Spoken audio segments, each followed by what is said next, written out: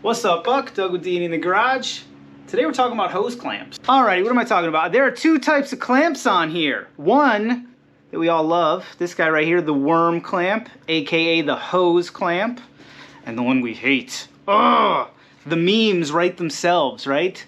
God let the devil create one thing, huh? The bane of mechanics everywhere, right? These little guys are called constant tension clamps. And I need you to know, this is what you're supposed to be using.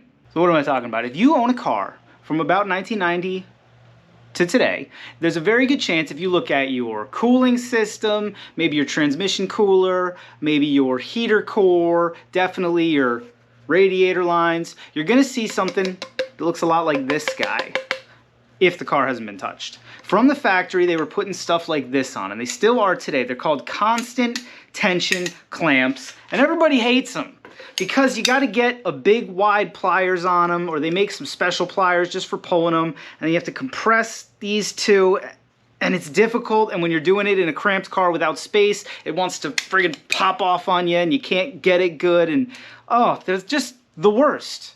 They stink to work with. They're very difficult. So what do people do? They go toss that guy away and get you one of these lovely worm drive hose clamps. This ubiquitous piece of hardware came to us by way of England, invented in 1921 and used ad infinitum across the board. But what are they for? Well, they're called hose clamps because they were originally designed, you're gonna wanna sit down for this, for use on hoses. Just last night, I had to put a new end on this hose. Grabbed a hose clamp, did the trick. There's pressure in this hose right now. It's absolutely doing what I needed it to do. 10 out of 10, not another tool for the job. So what's my beef with these things? I don't have any beef when you use them like that. It's a hose clamp. Use it on your garden hose. It's when you put it on your radiator hose that we have an issue. And this is the problem. What is the difference between this worm gear hose clamp and this spring steel constant tension clamp? Well, this, when you tighten it down, is one size. This is the size this clamp is. All right, if I need to stick it on something bigger, I need to unscrew it. And if I'm gonna put it on something smaller, I'm gonna have to cinch it down on there. Now that's not really the case with this guy here. As long as you can get a tool or a pliers on it, it's a variety of sizes, to the point where it can actually expand with a hose. And that right there is the key to all of this. You put this radiator hose on your radiator, you secure it with one of these hose clamps, you cinch it down. I mean, you really give it to her, right? Nobody's ever put these on casually. You crimp them down, you get all that you can out of them so that you can see that hose really indenting into it. That's fine. Now, for whatever reason, your cooling system gets a little bit warm, a little warmer than usual, things start to expand. Now, a couple things can happen. This hose, as it's expanding, can burst, it can break this clamp, or it can pop off your radiator. Those are the three options it has if the pressure builds around one of these worm gear clamps. Now what happens with the constant tension clamp? It's in the name, you already know what's coming, you see where we're going with this. You got this constant tension clamp on there and you get a little bit of pressure, it can do this, it can burp that little pressure out, then it reseals right back on it. It could even expand a little bit with the hose if that's what's needed. All right, the point is these are dynamic, which is why we use them pretty much anywhere there's liquid, specifically if it's gonna be pressurized or there's gonna be a heat differential. And you might have to worry about pressure building up in weird places at weird times. That's why these exist. I know, they're a little tricky. That lower radiator hose one is so hard. What do? Do you get it from the bottom? Do you get it from the top? There's no right answer. So if you get it off, go away. And you wanna put one of these in, but I'm here to tell you, think about it. Alrighty, now it breaks my heart to tell you, but that's not even the only issue we have with these guys, and the other problem is actually starting to happen on these guys right here. This is a piece of, I don't know, what is it? 18 gauge, 16 gauge, 1/8 inch spring steel. It's getting a little rusty. It's got some crust on it, but I mean, this thing, she's solid. If I wanted to try to crush it,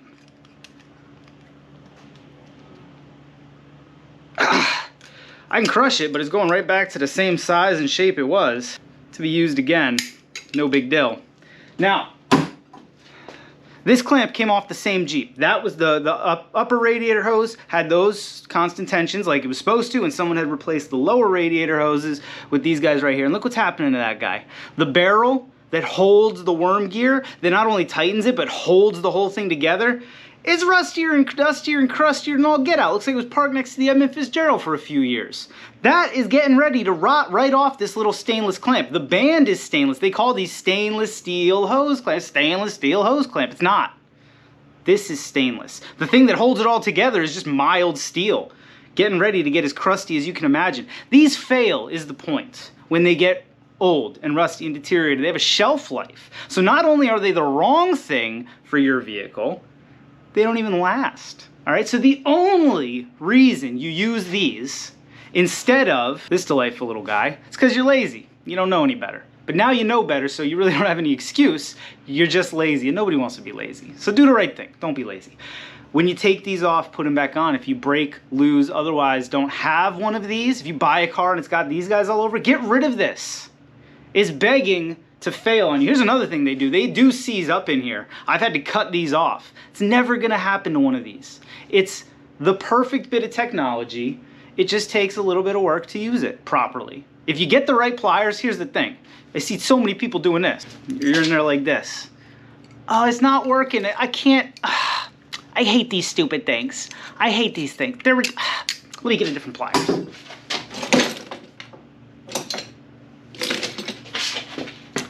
My goodness, these things are ridiculous. I'm just gonna replace them with hose clamps. What's wrong with you, man? Get the biggest pair of slip jaws you can get and go after her. My goodness, do it the right way. So whether it's your fuel system, your automatic transmission, God knows what, your radiator, whatever, if there's any chance that the system's gonna be pressurized, temp differentials, whatever like that, leave this guy alone. Save this for the garden hose. I know how much easier they appear. But what you're doing is you're trading long-term reliability for short-term ease of use, and that's never a winning proposition. You never trade long-term reliability for short-term ease of use. That's how you get labeled a lazy freaking jabroni. Nobody wants to be a lazy freaking jabroni. So let me know down in the squawk box, did you know this about constant tension clamps? Or were you like most of the automotive world, thinking these are the upgrade? Ah, it's the upgrade. I upgraded my cooling system. I put all freaking worm clamps on it. Uh-oh. Uh-oh. So whether it's your boat, your car, your airplane, your small engine, if it came with one of these, don't replace it with one of these. Let me know, comment down in the squawk boxes, let me know. Do you already know this? Did you notice about these clamps? Or is this new info to you? Where have you gotten into trouble with these guys? Ever had one of these blow off, cause an overheat, a catastrophic overheat? I haven't, but I know the people that have, and I've had them blow off and cause a bunch of issues.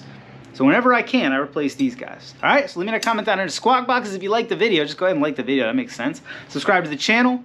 Maybe go check out my website, monkeywithatoolbox.com. As always, thanks for watching. See you next time.